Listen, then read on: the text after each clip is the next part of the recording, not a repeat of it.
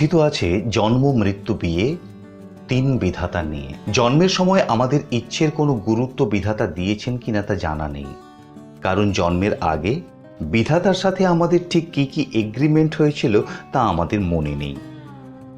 তাই বড় হয়ে বাবা মাকে কেউ দোষারোপ করি, আবার কেউ দেবতাজ্ঞানী পূজা করি। মৃত্যুর দেবতার সাথে আমাদের কি এগ্রিমেন্ট হয়েছিল তাও আমরা জানি না। তাই কখন মরণ আসে কে বা জানে। জন্মের সাথে সাথেই সব এগ্রিমেন্ট ভুলে গিয়ে মৃত্যুকে ফাঁকি দিয়ে আরো দুদণ্ড কিভাবে বেঁচে নেওয়া যায় তার চেষ্টাতে মেতে থাকি। জীবনানন্দের ভাষায় বুড়ি চাঁদ গেছে বুঝি বেনু জলে ভেসে। চমৎকার, ধরা যাক দু একটা ইঁদুর এবার। তবুও মরণ আসে, উটের গ্রীবার মতো মুখ তুলে সে আসে। তারপর নোটিশ একটি মুড়িয়ে যায় আর জীবনের গল্পও যায় ফুরিয়ে। কিন্তু যত সমস্যা তা এই জীবন ও মৃত্যুর মাঝখানে। জীবনটাকে আরেকটা জীবনের সাথে জড়াতে গিয়ে আমাদের অবস্থা কখনো বসে বসে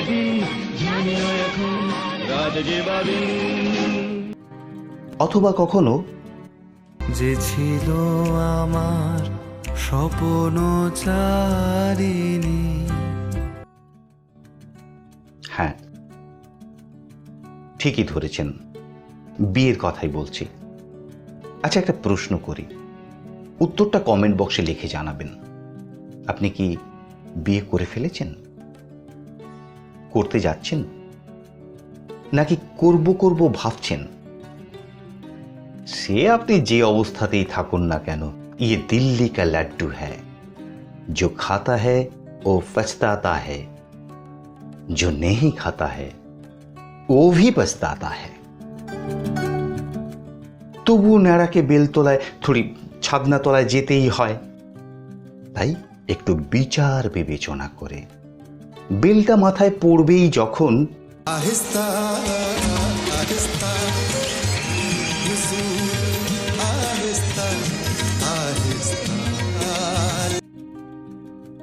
বিবাহের বিধাতার সাথে একটা এগ্রিমেন্ট হয়েই আছে জেনেও আমরা তাকে ফাঁকি দিয়ে চুরি চুরি চুপকে চুপকে আমাদের নিজেদের ভালো লাগা মন্দ লাগাকে কাজে লাগাতে চাই। নিজেরাই বিচার করতে শুরু করি কাকে বিয়ে করব আর কাকে বিয়ে করব না। আমাদের এই ইচ্ছা অনিচ্ছা এতটাই উদ্ভট যে রবীন্দ্রনাথের মতো পণ্ডিতকেও নাকাল হয়ে বিধাতার কাছে নত জানু হয়ে স্বীকার করতে হয়েছে, যাহা চাই তাহা ভুল করে চাই, যাহা পাই তাহা চাই না। তাই আসুন আমরা বরং আমাদের ইচ্ছা অনিচ্ছাকে বিসর্জন দিয়ে সর্বকালের বিশ্ববরেণ্য পণ্ডিত চাণক্য কাকে বিবাহ করতে বলেছেন একটু দেখে নেই। তিনি বলছেন, বরয়েত কুলজাং প্রাজ্ঞো বিরূপামিয়পি কন্যাকম রূপশীলং ন নিচস্য বিবাহ সদৃশে কুলে। যাকে বলে বিদুষী মহীয়সী, তা সে অপরূপা না হলেও তাকেই বিবাহ করা উচিত।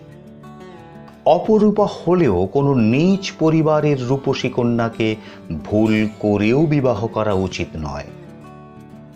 রূপ মাত্র দুদিনের, একদিন চলে যাবেই, কিন্তু গুণ, বিশেষ করে সৎ গুণ থাকে আমৃত্যু। মৃত্যুকে ফাঁকি দিয়ে যেটুকু বাঁচবেন, যেটুকু সংসার খেলা খেলবেন, তা সৎ গুণ সম্পন্না সৎ চরিত্রের স্ত্রীর সাথেই হোক না। চাণক্য বলছেন, ইয়স্য ভার্যা ছন্দানুগামিনী তস্য স্বর্গ ইহাবেহি। অর্থাঙ্গিনী যেখানে ছায়া সঙ্গী হয়ে যায়, সংসার সেখানে সংসার থাকে না, হয়ে যায় স্বর্গ। ওই যে একটা কথা প্রচলিত আছে না, সৎ সঙ্গ স্বর্গবাস, অসৎ সঙ্গ সর্বনাশ। সংসার একটা সঙ্গীতের মতো, যেখানে একজন গান গাইলে অন্যজনকে সঠিক তালটা ধরতে হয়। রবীন্দ্রনাথের ভাষায়, আমার পরাণে যে গান বাজিছে, তাহার তালটি শিখো তোমার চরণ মঞ্জিরে। সে অপরূপা নাই বা হলো, ক্ষতি কি? তবুও যদি কেবল রূপের মোহে পড়ে বলেন, করেছি পণ নেব না পণ, বউ যদি হয় সুন্দরী, অসৎ চরিত্রের হলেও চাই সুন্দরী সুন্দরী সুন্দরী। তাহলে চাণক্যের আরেকটা কথা শুনে রাখুন। তিনি বলছেন, দুষ্টা স্ত্রীর সাথে বসবাস সর্বে চ গৃহে বাস, মৃত্যুরেব ন সংশয়। দুষ্টা স্ত্রীর সাথে বসবাস করা আর বিষধর সাপের সাথে বসবাস করা দুই সমান। সেখানে এক ছবলেই ছবি। এবার স্বয়ং বিচার করুন। সর্বোপরি বিবাহ সবসময় সমান মর্যাদা সম্পন্ন পরিবারেই করা উচিত।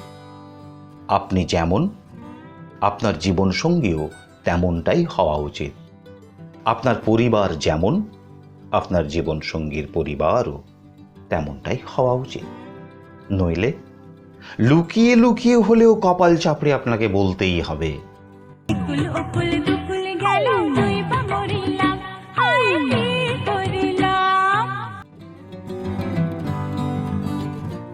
প্রিয় বন্ধু, ভিডিওটি আপনাদের কেমন লাগলো তা লিখে জানাবেন কমেন্ট বক্সে।